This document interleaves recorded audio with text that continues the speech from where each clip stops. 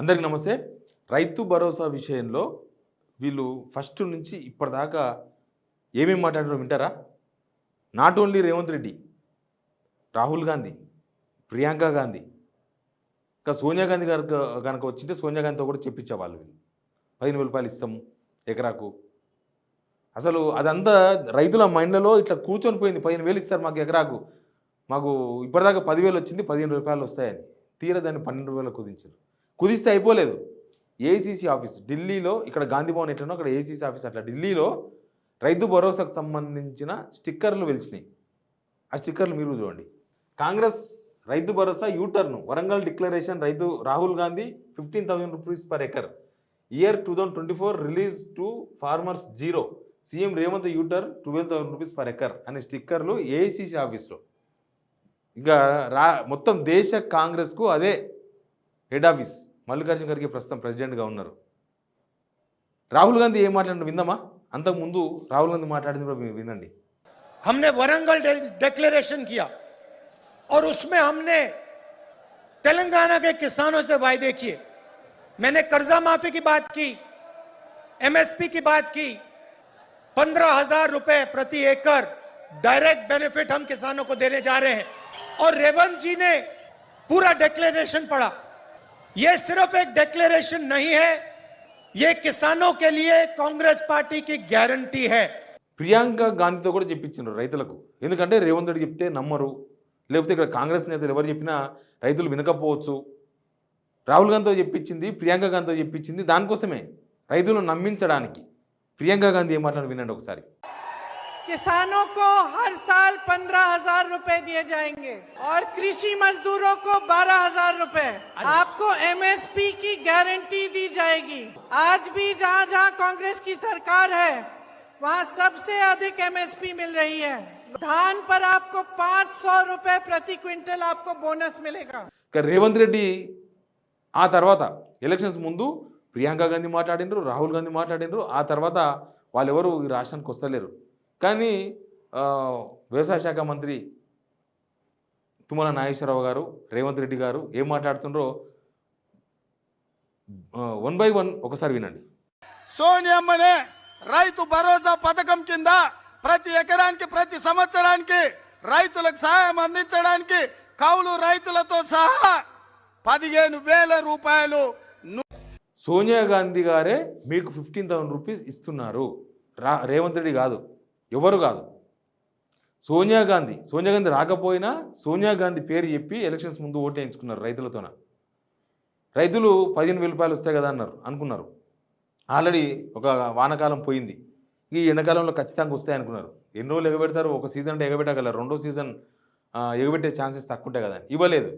తీరా చూస్తే ఇప్పుడు ఢిల్లీలో పోస్టర్లు వెలిచినాయి. నిజంగా ఇప్పుడు సమాధానం చెప్పాల్సింది, ఇక్కడ ఇజ్జత్ పోయింది రేవంత్ రెడ్డి కాదు, సోనియా గాంధీ, రాహుల్ గాంధీ, ప్రియాంక గాంధీ. వాళ్ళు ఇప్పుడు ఏ ముఖం పెట్టుకొని మళ్ళీ తెలంగాణకు వచ్చి మాట్లాడతారు? వీళ్ళు ఏదైనా ముఖం పెట్టుకొని మాట్లాడతారు. వీళ్ళు ఇప్పటికీ 90 మాటలు మాట్లాడేసినారు. రైతు భరోసా ఒకటే కాదు, చాలా విషయాల్లో మాట్లాడేసినారు. తులం బంగారం విషయంలో మాట్లాడినరు, స్కూటీల విషయంలో మాట్లాడినరు, 4,000 రూపాయల పెన్షన్ విషయంలో మాట్లాడినరు. నాకు తెలిసి 4,000 పెన్షన్ కూడా ఇవ్వరు. నాకు తెలిసి 2,500 3,000 ఇస్తారేమో, డబ్బులు లేవని. ఇప్పుడు కాదు, ఎప్పుడో ఇచ్చినప్పుడు. అసలు ఎట్లా సాధ్యమవుతుంది? అందుకే ఇప్పుడు ఢిల్లీ ఆఫీస్లో వెలిచిన పోస్టర్లు.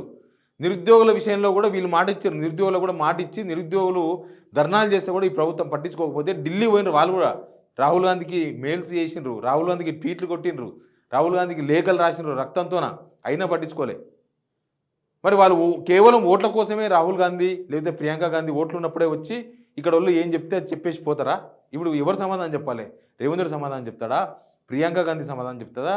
రాహుల్ గాంధీ సమాధానం చెప్తారా? ఎవరు చెప్తారు సమాధానం దీనికి? ఇప్పుడు అసలు దీనిలో ఇంకొక కోణం ఉంది. జనవరి 26కి ఇస్తామని చెప్పారు కదా. జనవరి 26కు ఏ లెక్కన ఇస్తారో ఇప్పటిదాకా క్లారిటీ లేదు. ఎప్పుడు ఇస్తారో, ఎట్లు ఇస్తారో నో క్లారిటీ. ఎందుకు క్లారిటీ లేదంటే రేవంత్ రెడ్డి ఏమన్నారో మీకు తెలుసు కదా. మీకు మళ్ళీ నేను వీడియో ప్లే చేయాల్సిన అవసరం లేదు. వ్యవసాయ యోగ్యమైన ప్రతి ఎకరాకు మేము పైసలు ఇస్తామన్నారు, 12,000 రూపాయలు. అగ్రికల్చర్ చేసే వాళ్ళకే ఇస్తామని బట్టి విక్రమార్క వరంగల్లో మాట్లాడిన మరుసటి రోజే 10 ఎకరాల వరకే ఇస్తారని చెప్పి షాద్నగర్ ఎమ్మెల్యే మా జిల్లా ఎమ్మెల్యే, మా ఉమ్మడి జిల్లాకు సంబంధించిన ఓ ఎమ్మెల్యే, షాద్నగర్ ఎమ్మెల్యే, మీరు అందరికీ తెలుసు కదా, ఈర్లపల్లి శంకర్ 10 ఎకరాల వరకే ఇస్తారని చెప్పి ఆయనది ఒక వీడియో వచ్చింది. అసలు ఇప్పటి వరకు దాని మీద కసరత్తు ఏంది? కసరత్తు కూడా లేదు. ఇప్పుడు పంటేసిన వాళ్ళకే ఇవ్వాలంటే ఏవోలు పోయి ఫీల్డ్లోకి పోయి అసలు ఎవరు ఎక్కడ వేసినారు ఏంది ఏం కథ అని పోయి చూడాలి. పంటేసినాక చూడాలి. పంటేసినాక చూడాలంటే నేను ఒక ఏవోతో మాట్లాడినా, మీకు ఎన్ని రోజులు టైం పడుతుంది, ఒకవేళ మీరు ఎక్కడెక్కడ పంటేసిండ్రు ఏమైందని తెలుసుకోనికి మీకు ఎంత టైం పడుతుంది మీరు రిపోర్ట్ చేయడం కంటే మినిమం 3 నెలలు పడుతుంది అంట, మినిమం 3 months. 3 నెలలు అయితే తప్ప మేము రిపోర్ట్ చేయలేము, ఎందుకంటే చాలా తక్కువ మంది ఉన్నాం మేము, కాబట్టి మేము గ్రౌండ్లో పోయి అందరిని చూసి ఏ పొలంలో ఏం పంట వేసినారు, లేకపోతే అది బీడు పెట్టినరా నిజంగానే అక్కడ పంట వేసినారా తెలుసుకోనికి మేము మినిమం రిపోర్ట్కి మినిమం 3 months, అంతకన్నా ఎక్కువనే పట్టొచ్చు అన్నాడు ఆయన.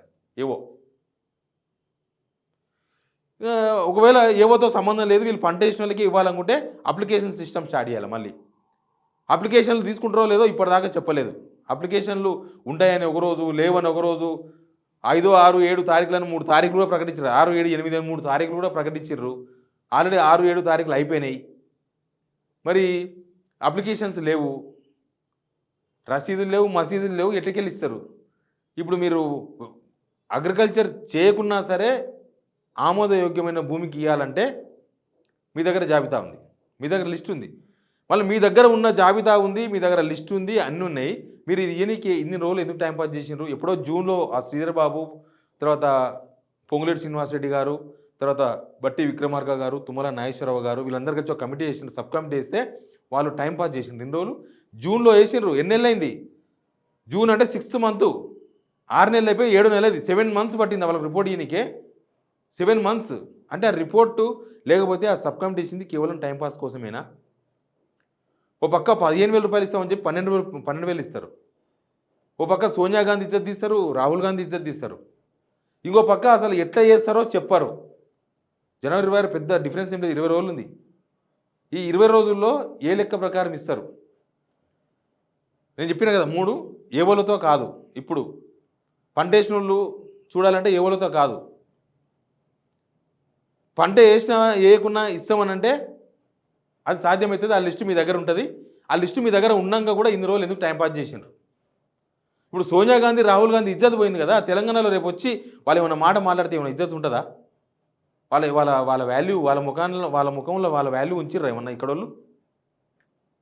సోనియా గాంధీ తెలంగాణ ఇచ్చింది అని వాళ్ళు కొందరు మహానుభావులు కాలు పట్టుకొని మేమే గ్యారంటీ, మా ఆఫీసులకు రండి మేము చూసుకుంటాం 6 గంటలు అని చెప్పిన వాళ్ళేమో ఇప్పుడు ముఖాలు జేబులో పెట్టుకొని తిరుగుతున్నారు, బయటకు చూపెట్టలేక కొంతమంది.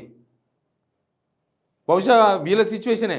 ఇప్పుడు ఊర్లలో కాంగ్రెస్కి ఓటు ఇప్పించిన వాళ్ళు మేము ఏం సమాధానం చెప్పలేకపోతున్నాం అన్నట్లే వీళ్ళని నమ్ముకొని ప్రసంగాలు ఇచ్చిన ప్రియాంక గాంధీ, రాహుల్ గాంధీ, సోనియా గాంధీ కూడా నిజంగా తెలంగాణలో ముఖం ఎత్తుకున్న పరిస్థితి లేకుండా చేశారు వీళ్ళు చేసిన పనికి. నేను నిన్న కూడా చెప్పినా కదా, 15,000 రూపాయలు ఇచ్చి దాన్ని ఒక కట్ ఆఫ్ డేట్ పెడితేనేమో అందరికి వచ్చేది. ఇప్పుడు చిన్న రైతులకు మళ్ళీ లాసే, పెద్ద రైతులే లాభపడతారు. అసలు ఈ రైతు భరోసా విషయంలో ప్రభుత్వం అనుకున్న క్లారిటీ ఏంది? అసలు ఆ ఢిల్లీ వాళ్ళు ఏం సమాధానం చెప్తారు? ఇప్పుడు వచ్చి ఢిల్లీ వాళ్ళు అసలు వస్తారా సమాధానం చెప్పనికే? రైతులు వాళ్ళని చూసి ఓట్లు వేసిండ్రు కదా, రేవంత్ రెడ్డిని చూడలేదు ఎలక్షన్స్ ముందల, మళ్ళీ వాళ్ళని చూసి ఓట్లు వేయించుకొని ఇప్పుడు వాళ్ళ ఇజ్జతే పోయిన తర్వాత వాళ్ళు ఏ ముఖం పెట్టుకొని వస్తారు? వీరికి అసలు వస్తారా? వచ్చేది ఉందా? ఎందుకంటే ఇప్పటికే రాహుల్ గాంధీ ఈ సంవత్సర కాలంలో ఒకే ఒక్కసారి బీసీ డిక్లరేషన్ అని చెప్పి మహారాష్ట్రలో పనికొస్తుందేమో అని, బీసీ జనగణన అని చెప్పి ఆ మహారాష్ట్ర ఎలక్షన్స్ పనికొస్తుందేమో అని మనం వచ్చిపోయింది తప్ప ఆయన దేనికి రాలేదు. ఇదే రుణమాఫీ చేసినాం అని అదే వరంగల్ సభ పెడతామంటే రాలే, రాజీవ్ గాంధీ స్టాచ్యూ ఓపెనింగ్ రాలే, తెలంగాణ ఈ సంవత్సరం అయింది మేము సంబరాలు చేస్తున్నామంటే రాలే. ఇంకా వాళ్ళు తెలంగాణకు వచ్చే ముఖమే లేకుండా చేశారు ఇక్కడ వాళ్ళు. ఇంకేమొస్తారు? ఇప్పుడు ఏసీసీ ఆఫీస్లో అంటించిన ఆ స్టిక్కర్లకు కన్నా కనీసం సమాధానం చెప్పండి. ఒక ట్వీట్తో సమాధానం చెప్పొచ్చు తెలంగాణ ప్రజలకు. అక్కడ వాళ్ళు రావాల్సిన అవసరం కూడా లేదు. మరి ఎందుకు మాట్లాడతలేరు? రాహుల్ గాంధీ ఎందుకు మాట్లాడతలేరు? ప్రియాంక గాంధీ ఎందుకు మాట్లాడతలేరు? ఆ స్టిక్కర్లు చూసి, మీ ఆఫీస్లో వెలిచిన ఆ స్టిక్కర్స్ అన్న చూసి కనీసం తెలంగాణ రైతాంగానికి మీరు ఏం చెప్తారో చెప్పండి. మిమ్మల్ని చూసి ఓట్లు వేసిర్రు, మీరు సమాధానం చెప్పాల్సిన అవసరం ఉంది. ఏదో ఓట్లు వేపించుకున్నాం, డబ్బాలు వేసుకున్నాం, మా గవర్నమెంట్ వచ్చింది, ఎవరికో ముఖ్యమంత్రి ఇచ్చాం, ఆయన ఏళ్తుండు, ఆయన బుద్ధి ఉన్నట్టు చేసుకొని మాకు సంబంధం లేదనుకుంటే నెక్స్ట్ మీరు మళ్ళీ ఎలక్షన్స్కి వస్తారు కదా, అప్పుడు మాట్లాడతారు మా రైతులు, ఖచ్చితంగా మాట్లాడతారు. మీరు సమాధానం చెప్పాల్సిన అవసరం ఉంది. ఇక్కడ అసలు ఏం క్లారిటీ లేకుండా రైతు భరోసా ఎట్లా చేస్తారో, ఆ 12,000 రూపాయలు ఇచ్చే ఇకమతి కూడా ప్రస్తుతం వీళ్ళ దగ్గర లేదు, కనిపిస్తలేదని చాలా క్లియర్గా కనిపిస్తుంది. Please subscribe signal TV.